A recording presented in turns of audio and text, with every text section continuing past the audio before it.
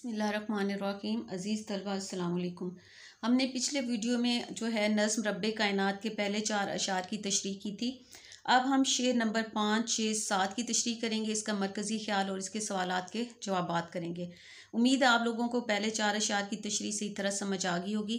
जिस तरह आपने पहले 4 अशार की तशरीह से पहले उसके मुश्किल अल्फाज के मानी याद किए थे, इसी तरह अगले जो अशार हैं 5वां, 6ठा और 7वां, इसके भी आप अशार की तशरीह से पहले उसके मुश्किल अल्फाज के मानी लाजमी याद कर लें। तो चलें वीडियो स्टार्ट करते हैं। इसकी शेर नंबर 5 की तशरीह देखते हैं। शेर नंबर 5 है, उनकी नज़र में शौकत जचती नहीं किसी की, आंखों में बस रहा है जिनके जलाल तेरा। इसमें भी आप जो है पहले नज़्म का उन्वान और शायर का नाम लाजमी लिख लें। नज़्म का उन्वान है रब्बे कायनात और शायर का नाम है मौलाना अल्ताफ़ हुसैन हाली। अब इसका शौकत का मतलब क्या होता है? रोब, दबदबा, शान और जचना, अच्छा लगना। कि उनकी नज़र में शौकत जचती नहीं किसी की, कि जिनकी आंखों में अल्लाह ताला का जलवा, उनकी बुजुर्गी बड़ाई बस रही है, उनकी आंखों में किसी और की शान व शौकत नहीं जचती। आंखों में बसना, ख्याल में रहना। जलाल, अजमत, बुजुर्गी, बड़ाई, शान व शौकत। तो इसमें भी आप सबसे पहले जो है, हम जैसे हमने पिछली वीडियो में बताया था, मौलाना अल्ताफ़ हुसैन हाली का जो तारुफ था वो आप लोगों ने पहले लिख लेना है कि मौलाना अल्ताफ़ हुसैन हाली की ने अपने कलाम में इंतहाई सादा और आम फहम ज़ुबान का इस्तेमाल किया है।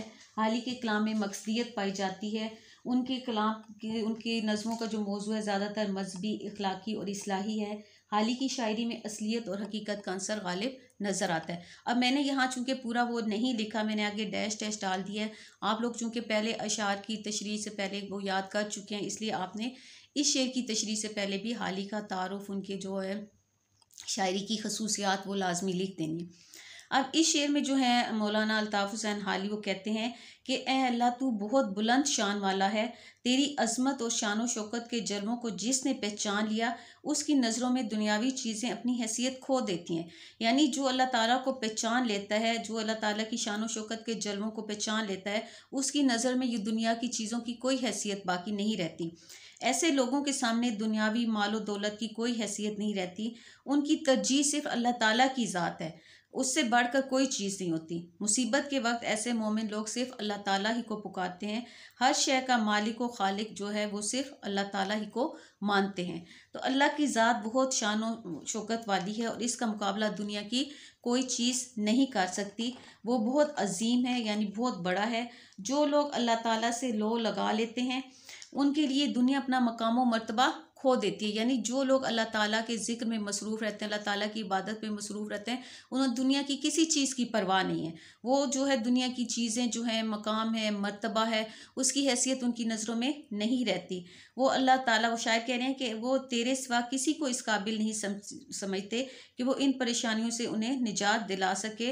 तू ही उनका आखिरी सहारा है। यानी शायर अल्लाह पाक को कह रहा है कि तेरे अलावा कोई ऐसी हस्ती नहीं है जो किसी की परेशानियों को दूर कर सके। ये शेर था ना कि उनकी नज़र में शौकत जचती नहीं किसी की, आंखों में बस रहा है जिनके जलाल तेरा। के जो लोग अल्लाह ताला से लो लगा लेते हैं, हर वक्त अल्लाह ताला की इबादत में रहते हैं, जो अल्लाह ताला की मकाम व मर्तबा को पहचान लेते हैं, अल्लाह ताला की शान व शौकत के जलवों को पहचान लेते हैं, तो उनकी नज़र में ये दुनियावी चीज़ें जो हैं, जो दुनियावी शान व शौकत है, मकाम व मर्तबा है, इसकी कोई हैसियत बाकी नहीं रहती। वो अपनी परेशानियों में सिर्फ अल्लाह ताला ही को पुकारते हैं, क्योंकि उनको पता है कि अल्लाह ताला ही उन्हें इन परेशानियों से निजात दिला सकता है और अल्लाह ताला ही उनका आखिरी सहारा है। बकौल शायद देखें, हवाले शेर, खुदा के सिवा छोड़ दे सब सहारे, कहें आर्जी जोर कमज़ोर सारे। आपने लाजमी जो है हर शेर के तशरीह के साथ उसका हवाले शेर लिखना है। अब शेर नंबर 6 देखें। शेर नंबर 6 है, दिल हो के जान तुझसे क्यों कर अजीज़ रखिए, दिल है सो चीज़ तेरी, जान है सो माल तेरा। अजीज़ का मतलब होता है प्यारा। अब इस शेर की तशरीह से पहले भी आपने ख्वाजा अल्ताफ़ हुसैन हाली का जो है वो जो बता देना है, उनकी शायरी की खसूसियात। अब इस शेर में देखें, शायर अल्लाह से बेपनाह मोहब्बत का इजहार करते हुए कह रहे हैं कि ए अल्लाह, तू हमें दिल और जान से भी ज़्यादा प्यारा है। अब ये है ना अजीज़, अजीज़ कौन है? जो बहुत प्यारा होता है।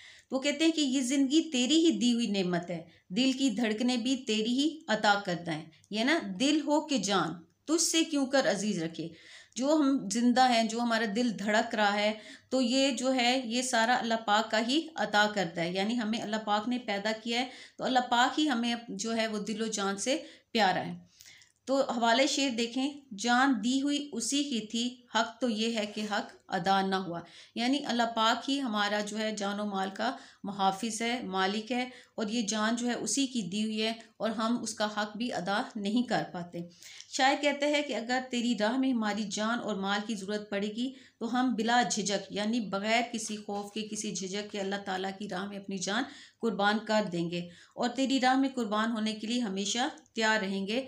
ए अल्लाह, तू ही अपनी राह में शहीद वालों के होने वालों के लिए अल्लाह ताला ने बुलंद मर्तबे का ऐलान किया। खुद अल्लाह पाक कुरान पाक में फरमाते हैं, और जो खुदा की राह में शहीद हो जाएं उन्हें मुर्दा मत कहो, वो तो ज़िंदा हैं लेकिन तुम्हें इसका शऊर नहीं।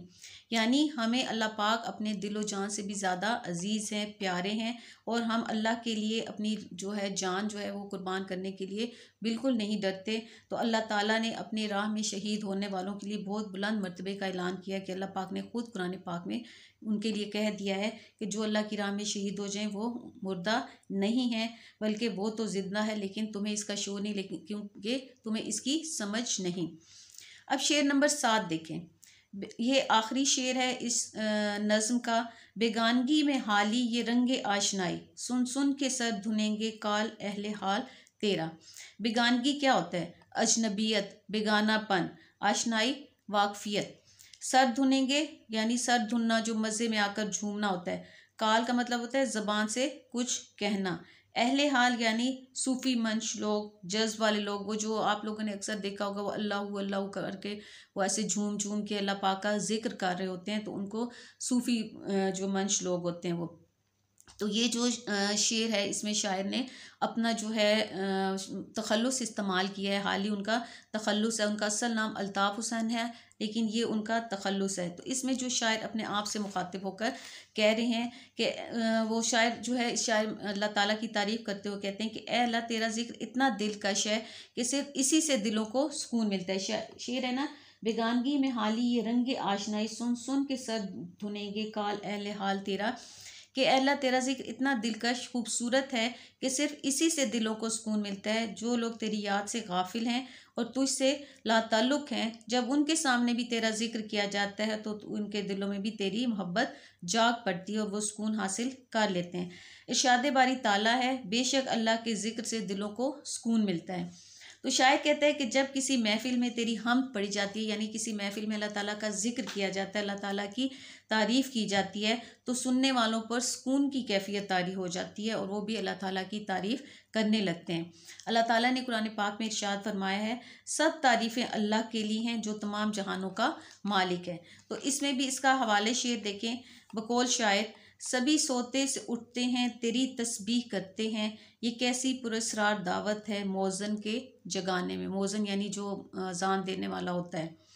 अब हमने ये जो है इसके नज़्म के 7 अशार थे, सातों की हमने तशरीह कर ली। उम्मीद आप लोगों को समझ आ गई होगी। अब इसका मरकज़ी ख्याल देखते हैं।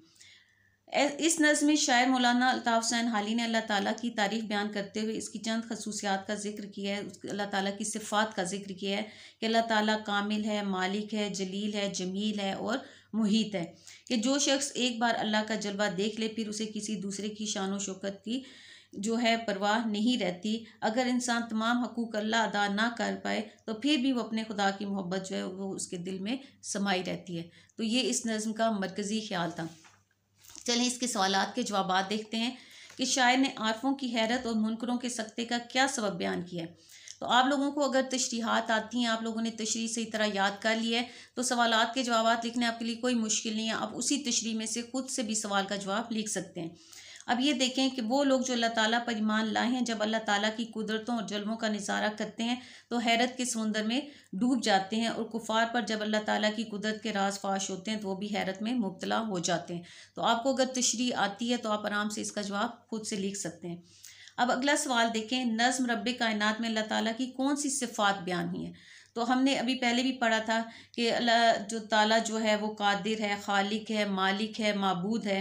अल्लाह ताला हर चीज़ पर कादिर है, वो रहीम है, करीम है और पूरी कायनात पर मुहीत है। तो ये आप बताएंगे कि समझ में शायर ने अल्लाह ताला की सिफ़ात बयान करते हुए कहा है कि अल्लाह ताला की ज़ात इस कायनात की हर शय की खालिक व मालिक है और माबूद है। माबूद है यानी वही इबादत के लायक है। खालिक है यानी हर चीज़ उसी ने बनाई और वही इस चीज़ हर चीज़ का मालिक है।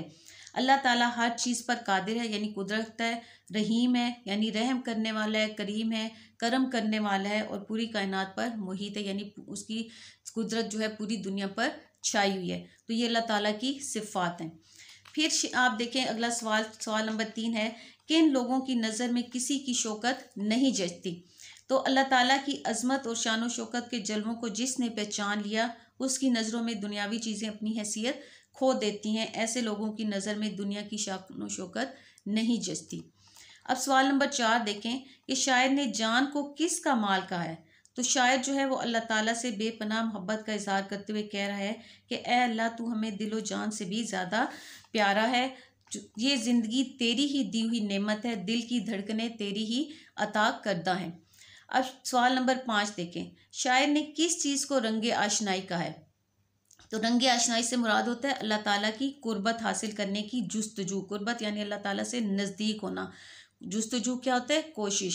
शायर कहते हैं कि ए अल्लाह ताला, तेरा जिक्र इतना दिलकश है कि सिर्फ इसी से दिलों को सुकून मिलता है। जो लोग तेरी याद से गाफिल हैं और तुझसे लाताल्लुक़ हैं, जब इनके सामने तेरा जिक्र किया जाता है तो उनके दिलों में तेरी मोहब्बत जाग पड़ती है और वो सुकून हासिल कर लेते हैं।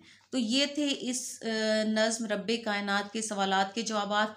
आप लोग तशरीह को सही तरह याद कर लें, उसको समझ लें, तो सवालात के जवाबात लिखने आपके लिए कोई मुश्किल नहीं है, आप खुद से भी लिख सकते हैं।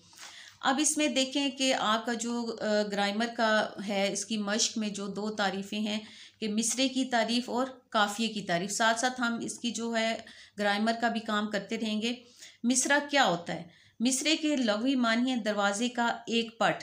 यानी अब जो 2 दरवाजे होते हैं, जैसे 2 पट का एक दरवाज़ा होता है, तो एक पट को कहते हैं मिसरा। शायरी की इस्तिलाह में शेर की हर सतर को मिसरा कहते हैं। यानी 2 मिसरों का एक शेर बनता है। जो एक लाइन होती है उसको मिसरा कहते हैं और जब 2 लाइनें मिलती हैं तो उसको शेर कहते हैं। अब आप देखें कि जैसे ये शेर है तो इसका जो है एक ये मिसरा है, एक ये मिसरा है, यानी 2 मिसरे मिलकर शेर बनाते हैं। तो शेर की जो हर सतर है, हर लाइन जो है वो मिसरा कहलाती है। अब ये एक है और ये 2, ये दोनों जो मिसरे हैं ये मिलकर शेर बनाते हैं। अब है काफिया। काफिया क्या होता है? हम आवाज़ अल्फाज।